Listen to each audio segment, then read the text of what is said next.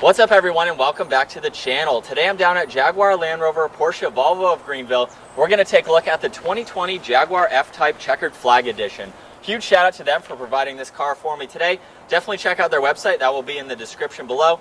This one is finished off in Caldera Red. It has an MSRP just under $78,000. Also, don't forget, for this month, we are doing a GoPro giveaway. More details will be later in this video. Under the hood, this has the 2-liter turbocharged 4-cylinder engine. It's paired to the ZF 8-speed automatic transmission with steering wheel mounted paddle shifters. This engine produces 296 horsepower at 5,500 RPM and 295 pound-feet of torque as low as 1,500 RPM. Its rear-wheel drive weighs just around 3,600 pounds. It'll do 0 to 60 in 5.4 seconds with a top speed of 155 miles an hour. And with a fuel capacity of 16.6 gallons, you can expect to see 23 miles per gallon in the city and 30 out on the highway. This has a wheelbase of 103.2 inches. Its overall length is 176.5. It has a width of 75.7 and its height is 51.6 inches. Starting up front, this comes with LED headlights and LED daytime running lights. You'll see the DRLs also function as the turn signal, so it runs the outer side of the housing, giving it a very clean look. Standard for 2020 is front parking sensors, so you'll see there's 2 on each side where the air inlets are. They're also surrounded by a gloss black trim, giving it a really clean look. And then right in the center of the grille, there are 2 more sensors in the black bar here, separating the grille from the upper and lower sections. You can see the cutouts in the mesh will help to provide more cooling to the engine. On the right side of the grille is the Checkered Flag Edition badge, along with Jaguar right in the center. The lower section of the bumper is finished off in the same body color just to give it a very clean look. And then as we make our way up to the hood, you'll see there's 2 gloss black trim pieces on each side with a nice bulge and lines coming down the center of the hood. Moving to the side, we'll start off with the wheels. They measure 20 by 9. They have a 6 double spoke design to them with a 2-tone finish, giving it a really nice look. Behind the wheels, you can see the red brake calipers. They will provide this vehicle a stopping distance from 70 to 0 in 150 feet, with the front rotors measuring 14 inches and 12.8 inches in the rear. Just behind the front tires, you can see more of that gloss black trim with Jaguar spelled out, giving it a really cool look. The side mirrors are body colored. They feature the integrated turn signal and they are power folding. You can see there's more gloss black trim surrounding all of the windows. Up top, this does feature a sunroof. You can see the whole roof is gloss black as well, just to give it a really cool accent against all of the red. Overall, this has a really clean looking side profile with the integrated door handles that are flush when not in use. And then down below you have even more contours in the lower side skirt. And finishing up in the rear, this has an integrated third brake light just at the top of the rear glass. It also features an active spoiler, which you can control from a button on the inside. This has LED taillights. Your standard backup camera is just below the license plate, along with all of the parking sensors in this nice gloss black trim piece. It separates this upper section from the lower diffuser, which is also body colored. And then right in the middle, we have the center exit exhaust.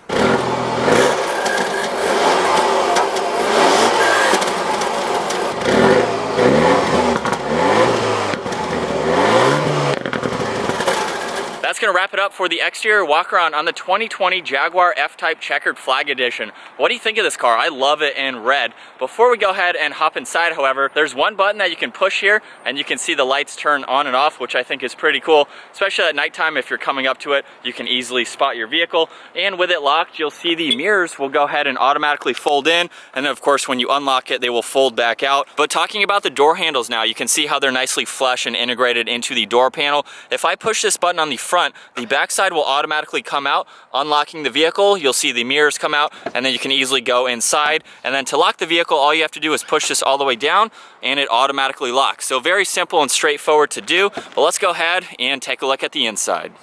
Starting off on the door panel, you'll see it's completely covered in black leather. There's red stitching that runs along the armrest, along with at the top section of the door. Very nice brushed aluminum trim piece surrounds your release handle along with lock and unlock. You have all of your power seat controls. It has about a 12-way power adjustability with lumbar support as well. There's also 3 different memory seating adjustments just above those controls. Underneath that, we have the grab handle with your side mirror adjustments along with the window controls. This does have a 10-speaker Meridian sound system as well. And then down below you can see there's a little bit of storage space as well. Once in the driver's seat now, let's go ahead and take a look at these seats. They're completely covered in black leather. They're heated and ventilated along with all the controls that I showed earlier. You can see more of the red stitching running along the bolsters. It runs down the center portion of the seat as well as on the headrest. And you can also see the checkered flag emblem embroidered in the headrest there. This also has red seat belts, which is very cool to see. But these seats definitely have aggressive bolsters to them. They can easily support me on both sides along with down around my thighs. But as we make our way to the steering wheel now, again, it's completely covered in black leather. There's a leather red stripe right in the top section of it, along with black stitching running along the inside. You'll see down below is the checkered flag badge, along with some more brushed aluminum. It runs on the top section as well. And then just behind that, we have the paddle shifters. Looking at all the steering wheel controls now, off and to the right side, we have your cruise control and adaptive cruise control settings, along with the heated steering wheel, and you'll see that light up to know that it's activated. Over on the left side, we have your voice commands along with Bluetooth, and then all of these will control the center screen. So we can click on the menu button and we can look at vehicle information. So you can look at your tire pressure, your last alarm, and some other information regarding those. You can go down to driver assistance, so we can look at all of the technology in this vehicle, like the collision avoidance, your lane keeping assist, speed limit awareness. You can set and monitor all of those. We can go to the trip information, so you can see everything there. Then we can go down to the display. You can configure your info panel along with your units and language. So you can show different warnings, any convenience features, and things like that. And that is it. So you'll see your fuel gauge off to one side along with the engine temperature. You have the speed limit sign just on the top. And then off and to the left side, you have your miles per hour, and the tach is off and to the right. To the left side of the steering wheel, you'll see a dimmer switch for the gauges along with the headlights. You have your power release for the rear trunk along with your lane keeping assist. There's one air vent. You can get a good look at all of the seat controls there. You'll see more leather and stitching covers the entire dash. There's a really nice fabric running along the A-pillar as well as up on the headliner as well. Right in the center, you can see there's one more speaker, more of the leather and stitching, of course, and then right in the center, we have the 10-inch screen. This is a touchscreen system, and you can see down below is all of your presets, basically. On the home button right now, you'll see navigation, media, and phone. We can swipe over to another page, and you'll see your climate, cameras, contact information, valet mode. We can go into settings, and you'll see you can configure your map theme and home settings and different things like that. We can go into the navigation, so you can get a full screen view of what that looks like. There's a back button off and to the left side. You have your phone off and to the right side of that, along with your media that you can go into. And then just next to that, we have all the climate controls. So just by clicking on this button, we can turn it on. You have where you'd like the air to go, along with being able to sync everything. And up top, as you'll notice, the two air vents will automatically go up or down depending on where the air is. So you see the backup camera is on at the moment, along with parking sensors, which are off and to the far right. You can turn those on and off just by clicking on this button, and you can turn the screen completely off as well. Just touching anywhere on it will bring it back up. Just below that screen, we have all of the climate controls and heated and ventilated seat controls. So you can see everything is off right now. If I just push on that, that will automatically bring up your temperatures on both sides, and then you can adjust the fan speed right in the center. So currently I have the temperature on the driver's side as well as on the passenger side. Then if I push on this, you'll see the seat light up in the center. If I turn this dial to the right, that is your 3 heated seat controls. If I turn it to the left, that is the 3 ventilated seat controls. And then if you do have it on the heated seat, you can go back to the temperature and still see that you have the heated seats on. So it's very easy to toggle between both of those. Just underneath that, we have some more AC buttons, along with your auto, your recirc. The hazards are right in the center. Very nice toggle switches for all of those. Down at the bottom, we have the engine start-stop feature, along with a 12-volt outlet on one side. You can see the power and volume for the radio on the right side of the shifter. And then if I go ahead and pull the release in the front, we can go all the way up into reverse. You'll see the backup camera with the guidelines appear. You can turn on another set of guidelines as well. We can go all the way back into drive, pop it over into manual mode, and then putting it back into park, we just click the P on the top. Off and to the left side, we have the different driving modes. So pulling this down, we'll go into dynamic mode, and then going up, we have rain, ice, and snow mode. So you can toggle between both of those. Going right back into the middle, it will deactivate both of those. And then just behind that, we have the electronic parking brake, along with the engine start-stop feature, traction control. We can toggle between the normal and sports exhaust, along with putting up the rear spoiler. There's a little bit of space to the right side of that, and then there's more leather surrounding everything, giving it a really nice look with more of the red stitching. The passenger has a good grab handle as well. As we make our way to the center, you'll see there's 2 cup holders right in the middle. And then looking at the center armrest, opening this up, you have 2 more USBs along with a 12 volt and a little bit of storage space. And then as we make our way to the glove box, just pushing on this button here, you have plenty of room for everything that needs to go there. You can see the entire dash covered in more leather. We'll go ahead and take one last look at these seats. They have a very nice design to them, very supportive as well. And then up top, we do have the full panoramic glass roof, gives it a very cool look. We have the manual sunshade if you want to open or close that. And then in the back here, we have a small net for extra storage space.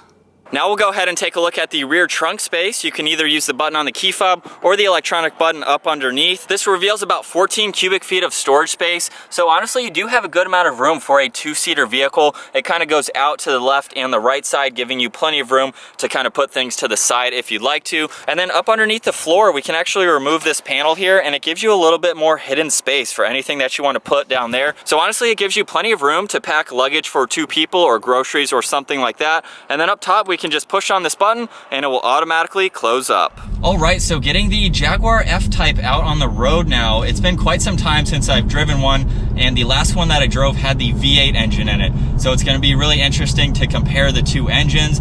And I also did a little bit of research with the V6 engine. So there's 3 different engine options that you can get. This engine is about 0.3 seconds slower to 60 than the supercharged V6 engine. So that's pretty impressive on paper. As far as driving it though, let's go ahead and put it into the manual mode. I have the paddle shifters. We're going to start from 2nd gear here and just give it a little bit of gas coming around this turn. Nothing crazy. It is handling that small S-curve really well. If you're not looking for a lot of horsepower in a vehicle, just under 300 for this car is plenty. I see no problems with it. We're coming down to 3rd gear, 2nd gear. Give it a little bit of gas. It definitely has a good punch to it. I'm going to go ahead and put the sports exhaust on, and we'll see if there's a big difference with the sound comparison. Down to 2nd gear.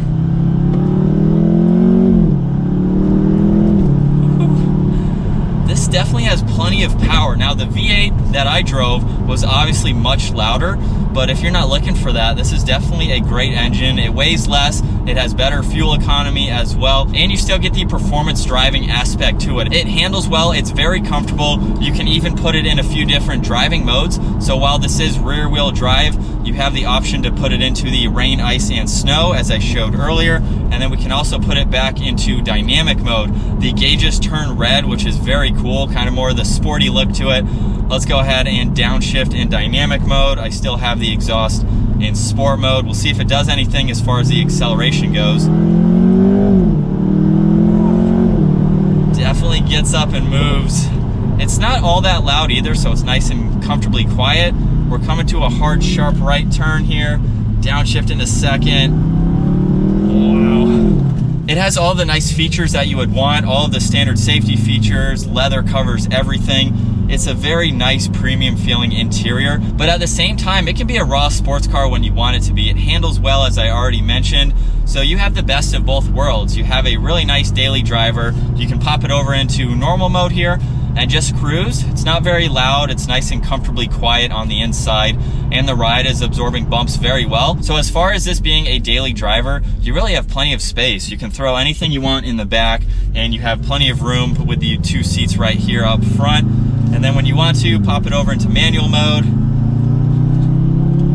Give it a little bit of gas. I can't get over how planted this car feels. But let's go ahead and move on to the overall visibility. Obviously, looking out of the front half here is very good. I love how thin the A-pillars are. Definitely gives you great visibility even on that passenger side. And then over your left and right shoulder, while those pillars are slightly bulky, you can actually see around it. And of course, use your side mirrors as well. So I don't have any complaints with that. I like there's the small glass on the driver's side here. So looking over my left shoulder, I can easily see around there. If anyone was in a blind spot, you can easily look over your shoulder.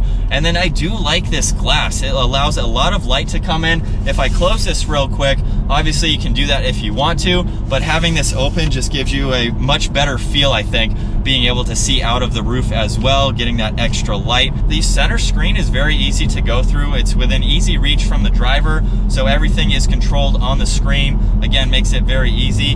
And then the 3 buttons underneath, I really like the layout of this. There's not too many buttons. For a kind of smaller vehicle, it's nice that it's not cluttered with a whole bunch of buttons, and everything is kind of driver focused, I guess you can say, having this grab handle for the passenger.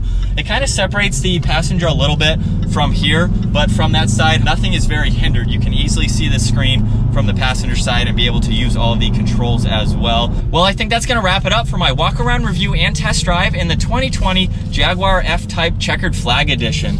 Once again, huge shout out to Jaguar, Land Rover, Porsche, Volvo of Greenville for providing this sports car for me today. Definitely check out their website. That will be in the description below. Also, don't forget, for this month, we are doing a GoPro giveaway. All you have to do to be eligible to win is be a subscriber to the channel and comment on videos. We're gonna pick the video with the most comments at the end of the month and pick a random winner from that video. So that's it. Subscribe, comment to the channel, and that is your entry into winning a GoPro. Hope you guys enjoyed today's video. If you did, be sure to give it a thumbs up, smash that subscribe button, and I'll see you in the next video.